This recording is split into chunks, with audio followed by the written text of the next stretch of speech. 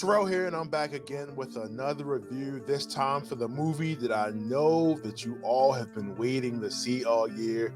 Forget all those blockbusters. This time we have Will Smith's Emancipation. And that's right, you heard me say it, Emancipation. So, if you were looking for a slave movie to end your year, this is the movie for you. This is the movie that you wanted to see. If you really just wanted that Christmas spirit of some emancipation, this is what you need to be watching, right? So let me tell you about this movie. So we have Will Smith, who is clearly chasing an Oscar here once again by giving us the thing that we all wanted, which was another look into the life of slaves and what they went through. And don't get me wrong, I'm not discrediting any of that whatsoever. I just don't need to see it again in cinema. I think we've had enough of it personally, but Will Smith and all the people that put this movie together wanted to make sure that we had another opportunity to see how bad slaves had it.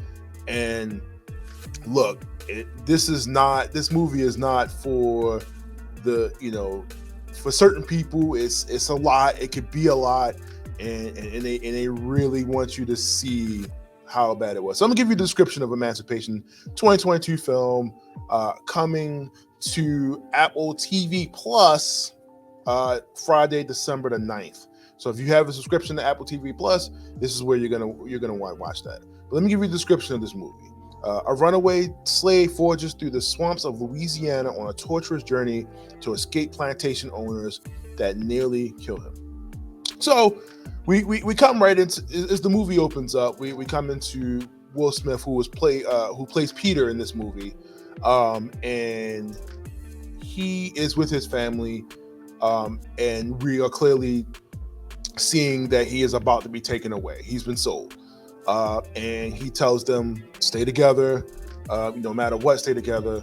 And, we get a look at how dedicated Will Smith is, Peter, as his character is to his family. He's willing to do whatever. So we already get the setup of how his mindset's going to be in the journey that Will Smith is going to take to do what he needs to do to get back to his family.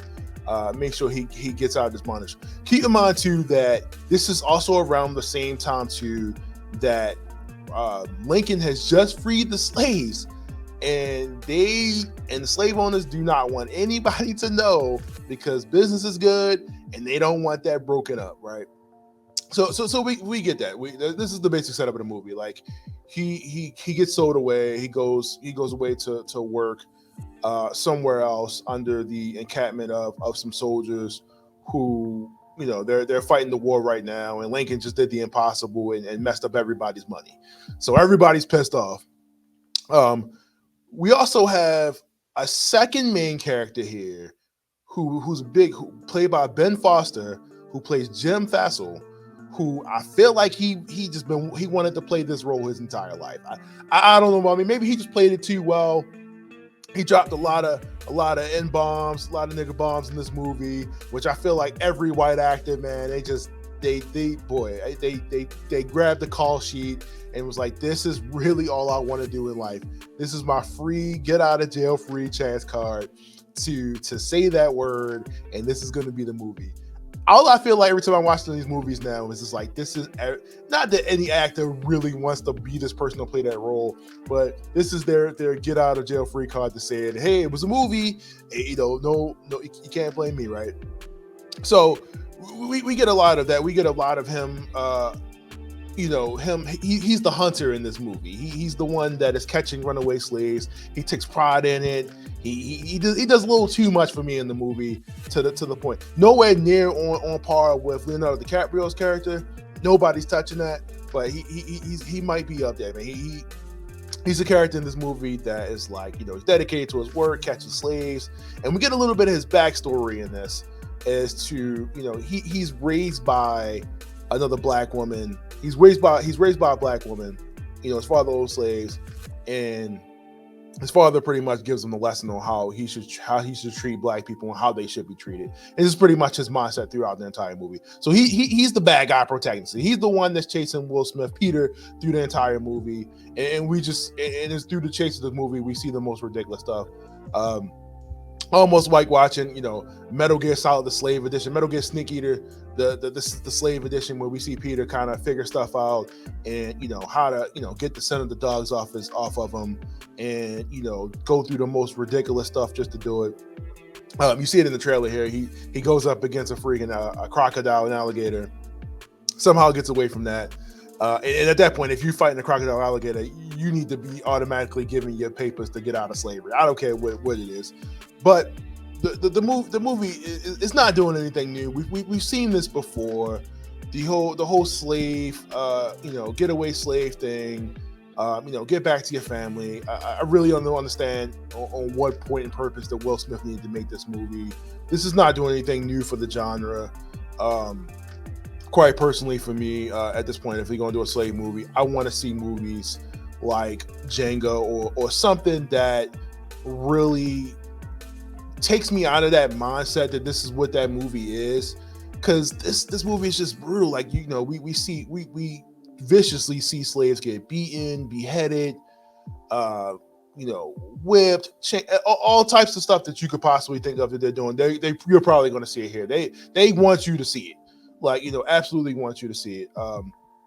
So I guess that was my positives about the movie. Let's get into some stuff about this movie that just really just took me out of it. And it's probably the reason why it's on Apple TV Plus. No disrespect to Apple TV, because they got some good content on there. Let's get into Will Smith a little bit, right? For whatever reason, Will Smith needed to be darker than what he was for this movie. And you see that in the trailers. Now, granted, the movie does a mix of where it's black and white, where for whatever reason, you would think that everybody was just colorblind in this time period, or this is just the look. They wanted to have this gritty look. They wanted to give it this dark presentation, but it's also slightly in color here as well. So you start to get like little peaks of color at certain points in the movie, and then it kind of just jumps back and forth. I understand the art style was cool for this, but the inconsistency of it just kind of really just irritated me while I watched this. I'm like, okay, so what am I missing here? What is the representation of why we're kind of going back and forth? Or maybe the black and white is like the perspectives of, again, I just didn't see it, but I really wasn't feeling that. But Will Smith with the dark makeup, that was a no-go for me. Like, the guy's not like dark, but like you didn't need to throw like that, whatever he had on, it just wasn't working for me. 2, the accent of Will Smith was absolutely terrible. Like, I don't know who his accent coach was for this movie, but that wasn't where it was played. Like, Will Smith, come on, man. Like, you just played Venus and Serena's dad and all that other stuff, and I've heard you do accents before, and they're always terrible.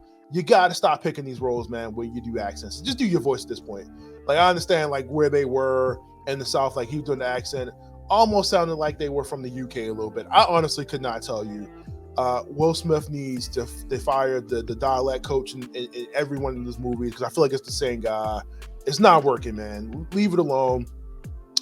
Everybody else is fine. Everybody else that does the accent, his wife, who does the accent in this movie, I feel like her country of origin, she actually came from.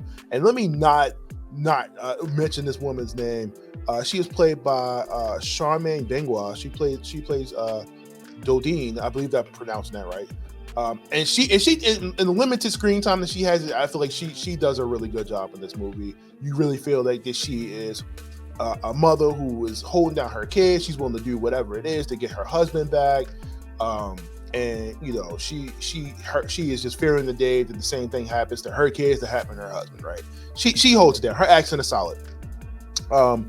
Talked about the black and white with the color. Like I said, it really hard to watch. I feel like they were just doing the most sometimes with some of these scenes. It was completely unnecessary, but we got it anyway. Like I said, you see a guy get just completely disshredded by some dogs. Not a spoiler, becoming a slave movie, or you can imagine anything that happened. But yeah, and then we just really get the religious aspect of this too, right? Like Will Smith is like real preachy in the movie. Hey man, God's gonna get this through it. Like, shut up, dude. Like, nobody wants to hear that right now while your man's getting whipped over here. Okay, well, like nobody wants to hear you pass out the Bibles in the camp And I understand, like you know, you want to have something to kind of get you through the fear, get you through that. You know, you want to see another day, you want to be with your family, but it just did not fit the theme of the movie for me. It just did not, you know, just did not feel it. Then they had to have a nerve, of course. You know, there's a black character in the movie who was working with the slave catchers. For whatever reason, his motivation, his backstory does not get revealed. Honestly, did not need it. He was just trash, and they have a whole scene where they reveal like Will Smith, like, hey, you're the worst kind of, you know, person that you could be. This is terrible. Ah, man, he just didn't need it. Come on, man.